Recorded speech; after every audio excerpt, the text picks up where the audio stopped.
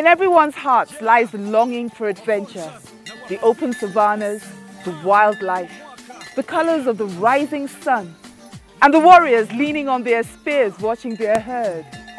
Here in the Masai Mara region of East Africa, that vanished world is resurrected. I'm Yvonne Bassi. Welcome to Through the Eyes of an African, reaching you from Kenya. Don't go away.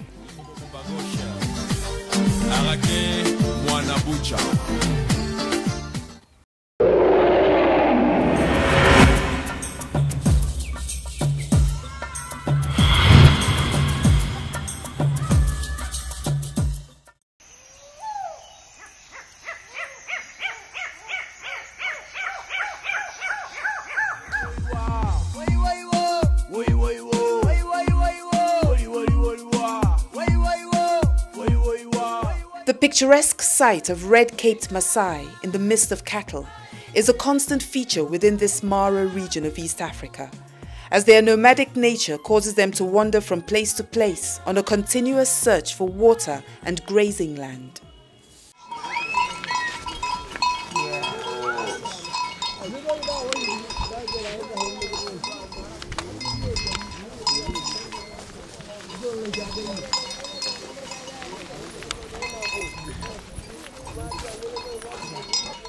But maintaining this traditional pastoral lifestyle is becoming increasingly difficult for the Maasai tribesmen, owing to the outside influences of the modern world, which supports park boundaries and land privatization, thereby limiting grazing areas for the Maasai and forcing them to change their lifestyles considerably. It's not that we are defeating from the Maasai way of life. It is that we practice our modernity in one hand, and we practice our so much of our nomadic life and our lives and our livestock practice in the other hand. A woman like me, I'm so modern. You see how much I live, and I'm at school, but I still have about 100 and over cows somewhere, and that's what I have got to do, because I have to identify with my people.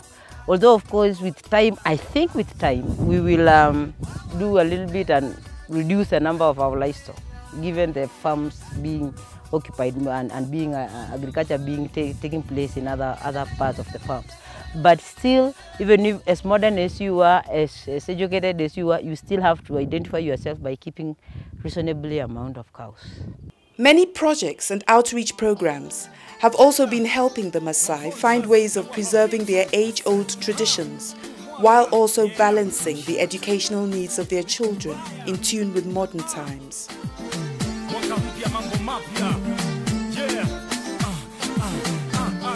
Our arrival at one of the Menyata settlements is anticipated, and we are met a short distance away by emissaries who lead us to the entrance of the village.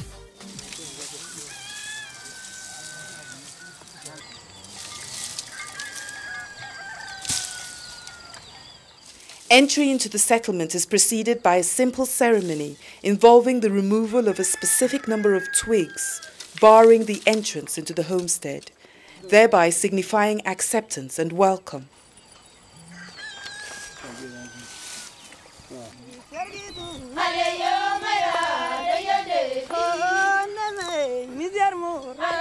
The first sight that greets us are cows in their numbers, who obviously have the right of way within this small enclosure.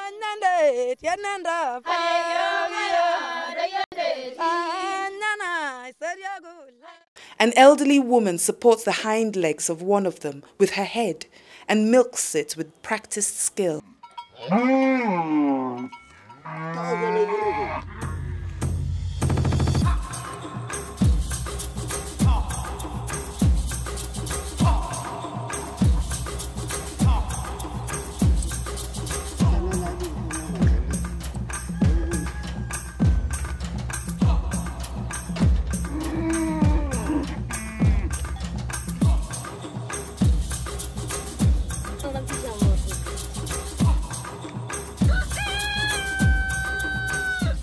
The Maasai believe that cows are the very source of life, from where their daily sustenance is derived, including skin for their clothing and cow dung, which is used for the building of their homes. These temporary structures with very low roofs and even lower doorways are constructed by the women of the community, whose role it is to build the homes. The thickly plastered walls easily withstand the rains and chilly winds that characterize this highland region during certain times of the year.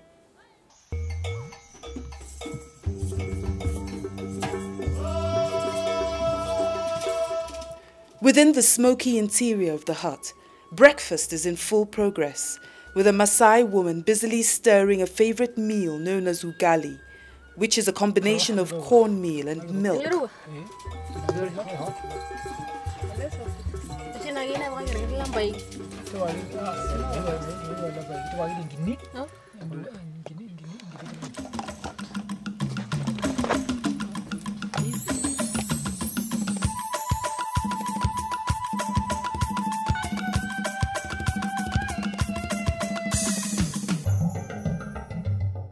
Yeah, they're heavier, but mostly they don't come inside.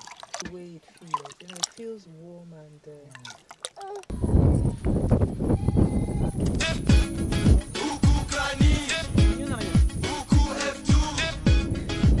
The Maasai tribesmen are highly passionate by nature.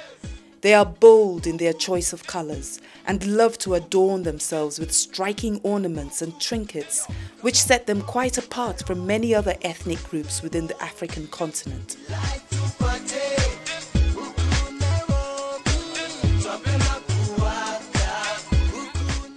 Compelling forms of cultural identity find expression through guttural sounds that emanate from deep within them, eliciting strong emotions.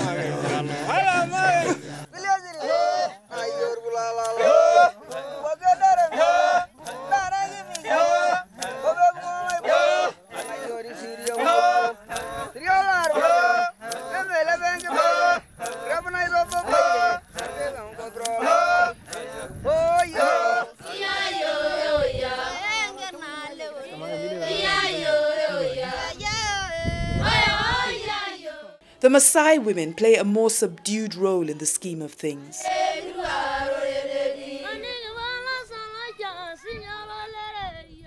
They are mainly concerned with caring for their children and the home, and take a lot of time and effort to beautify their bodies with extravagant jewelry which they make themselves.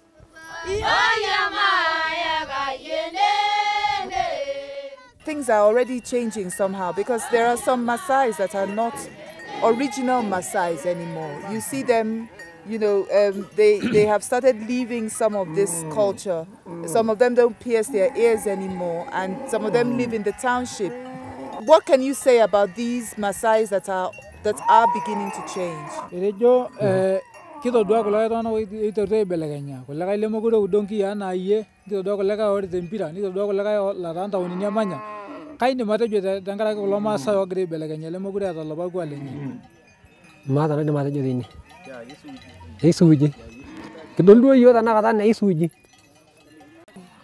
He's saying that these changes is being brought about by education. People going to school and they don't get time where to cut their ears, because that earlobe which is being cut is cut during somebody's childhood, and somebody during that time. Nowadays the young children are in school, so they really don't get that time. But most of them, we are still holding our culture in some parts, so we make sure that the culture does not get lost in our hands.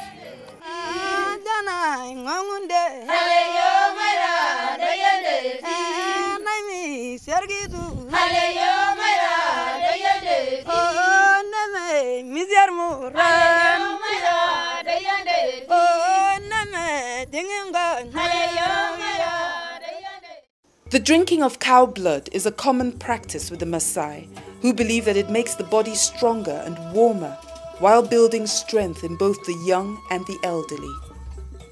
The process of bleeding the cow is a spectacle that involves the able-bodied men of the community who first hold down the cow firmly.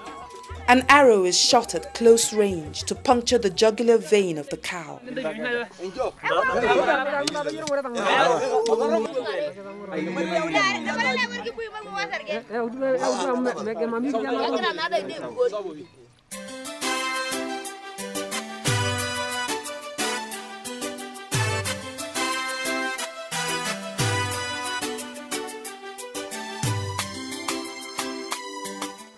The bleeding is then stopped with cow dung, and the cow will not be bled again for the next 4 to 6 weeks to allow it time to recover. The cow blood is oftentimes mixed with milk, the combination of which is said to provide a nutritious food drink.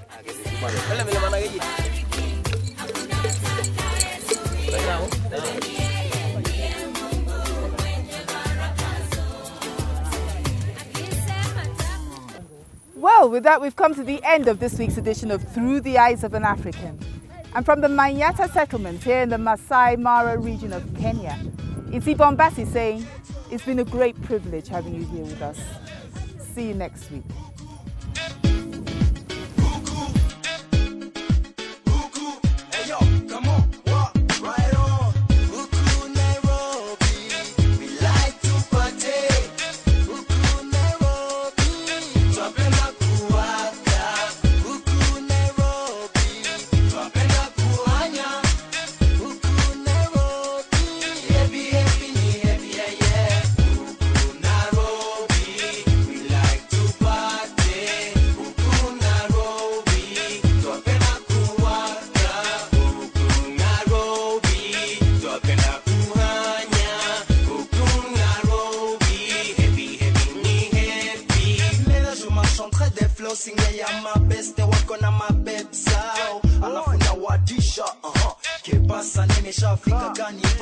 So na DJ chopstick anipe hewa paka nijisau kwenye dance floor inipeleke full and anijue wale mama nziwa itwa